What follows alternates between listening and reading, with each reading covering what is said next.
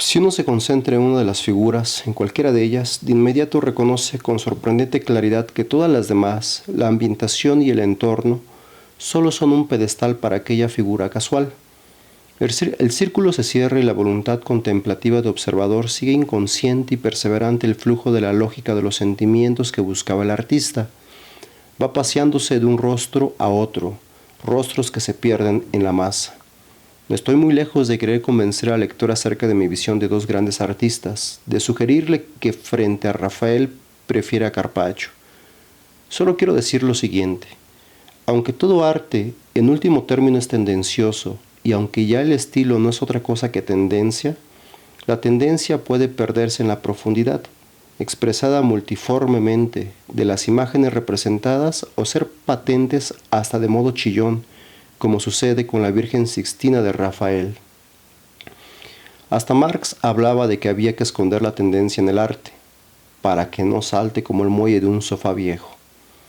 Para aclarar mi propia postura frente a la actividad creadora, conviene estudiar un artista cinematográfico con el que me siento especialmente identificado, Luis Buñuel. En sus películas nos encontramos una y otra vez con la actitud del inconformista.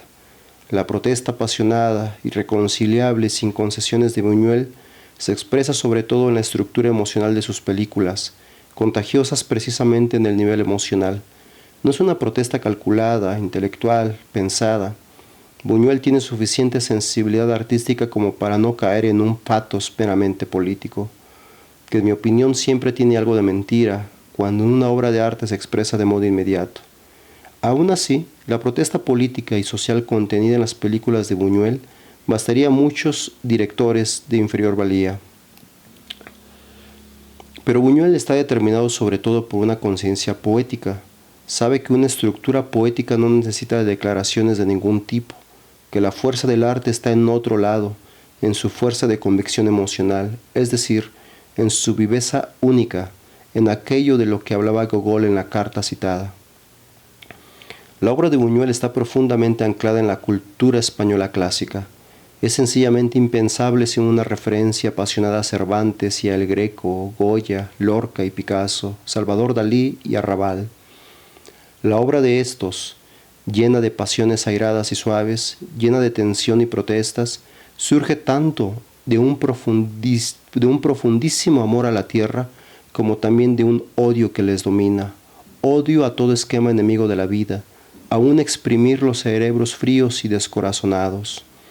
De su óptica destierran, ciegos de odio y de sospecha, todo lo que no tiene una referencia viva al hombre, lo que no tiene esa chispa divina y ese sufrir ya acostumbrado que durante siglos bebió aquella tierra española, salpicada de pedrisco, caliente hasta la ignición.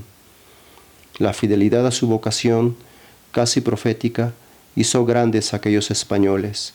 No es casualidad que se llegue a aquella actitud preñada de tensión, rebelde, en los paisajes del Greco, al movimiento fervoroso de sus figuras, al dinamismo de sus exageradas proporciones y a un colorido apasionadamente frío, ajeno en realidad a su tiempo y más cercano a los admiradores de la pintura moderna, lo que llevó incluso a la leyenda del astigmatismo de este pintor, con lo que se podría explicar su tendencia a la deformación de las proporciones de los objetos y los espacios. Ahora bien, en mi opinión, esa sería una explicación harto banal del fenómeno. Goya se lanza a la lucha en solitario contra la cruel anemia de la soberanía real y se atreve a rebelarse contra la Inquisición.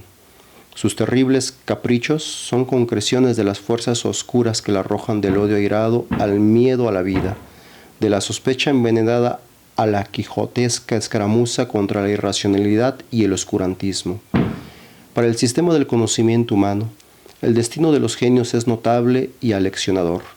Estos mártires elegidos, destinados a la destrucción por amor a la renovación, viven en un contradictorio estado de duda entre el ansia de felicidad y la convicción de que no puede existir esa felicidad como una realidad concretable, como un estado a realizar.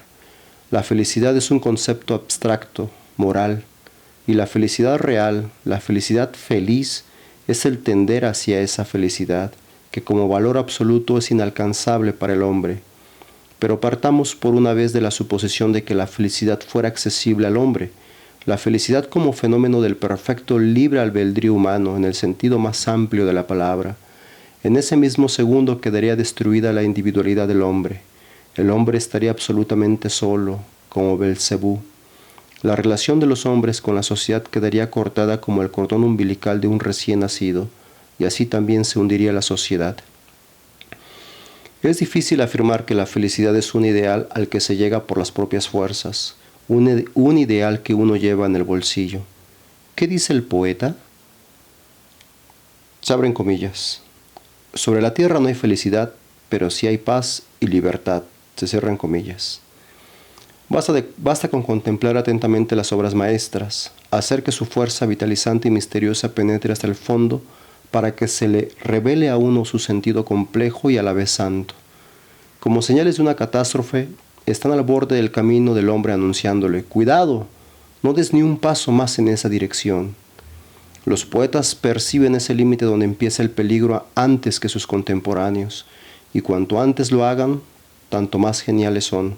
Por eso, en tantas ocasiones, no se repara en ellos hasta que de la larva de la historia sale un conflicto hegeliano, y cuando se ha llegado al conflicto, los conmocionados contemporáneos erigen un monumento a quien predijo la nueva tendencia con tanta fuerza y esperanza, cuando con claridad inimitable simbolizó su triunfante evolución.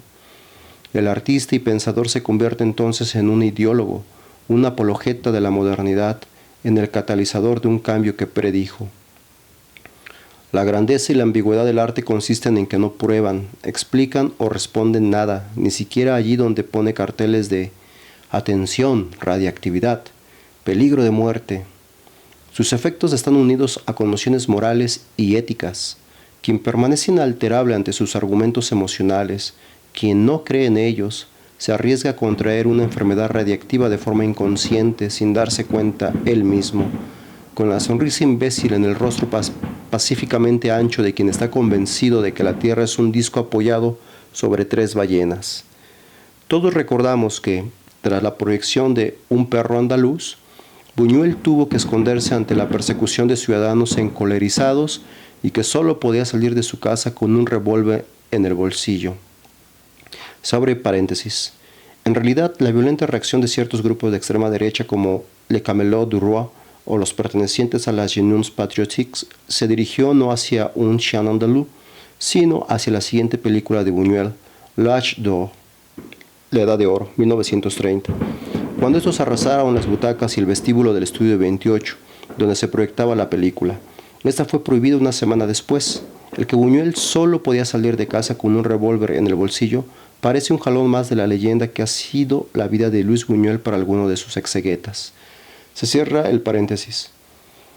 Eso fue solo el principio, pero desde sus comienzos se escribió otra contracorriente, como se suele decir. Los burgueses, que estaban empezando a aceptar el cine como un regalo de la civilización para su solaz y esparcimiento, se exaltaban, estaban asustados por aquellas imágenes y símbolos, removedores del alma y estremecedores de aquella película realmente poco soportable. Pero incluso en esta película, Buñuel es lo suficientemente artista como para hablar a su espectador con un lenguaje no simplista, sino emocionalmente estremecedor. Con sorprendente certeza notaba León Tolstoy el 21 de marzo de 1885 en su diario: «Lo político excluye lo artístico, porque lo primero tiene que ser partidista para poder conseguir algo». Esto naturalmente es así. La imagen artística no puede ser partidista. Para poder ser realmente verídica, tiene que conjugar en sí el carácter contradictorio de los fenómenos. Por ello, no es sorprendente que ni siquiera los expertos en arte estén en condiciones, cuando quieren analizar las ideas de una obra de arte, de estudiar también con mucho tacto su imaginería poética.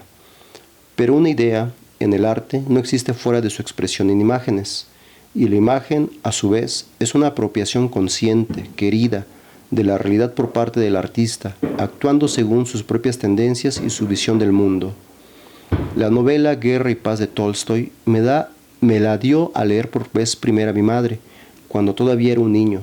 En años posteriores muchas veces citaba largos fragmentos de ella, para dirigir mi atención hacia determinados detalles de la prosa de Tolstoy. De esta manera, Guerra y Paz pasó a ser para mí algo así como una escuela de arte, un criterio de buen gusto y profundidad artística. Después ya no he sido capaz de leer ninguna tentativa de crítica literaria, pues sencillamente me causa vómitos. En su libro sobre Tolstoy y Dostoyevsky,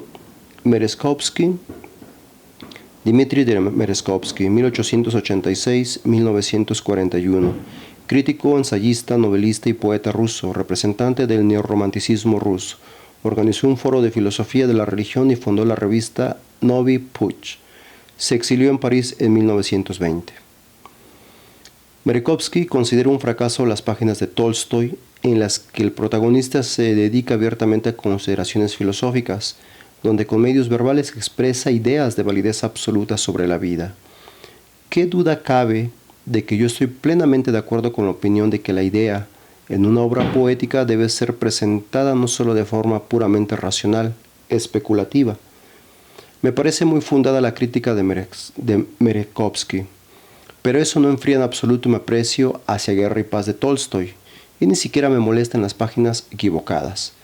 Un genio no se manifiesta en la perfección absoluta en una obra, sino en la fidelidad absoluta a sí mismo, en la consecuencia frente a su propio apasionamiento. El ansia apasionada de verdad, de conocimiento del mundo y de sí mismo, concede un significado especial incluso a partes no especialmente buenas o incluso a las llamadas páginas erradas. Es más, no conozco una sola obra maestra libre de ciertas debilidades, de imperfecciones.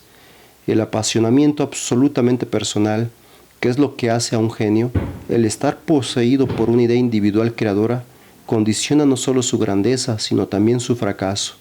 Pero aquello que no queda englobado orgánicamente en la visión del mundo, ¿se puede dominar fracaso? El genio no es libre. Thomas Mann escribió una vez, o más o menos esto: libre es solo lo impasible. Lo que tiene carácter no es libre, sino que está marcado por el propio sello, condicionado y preso.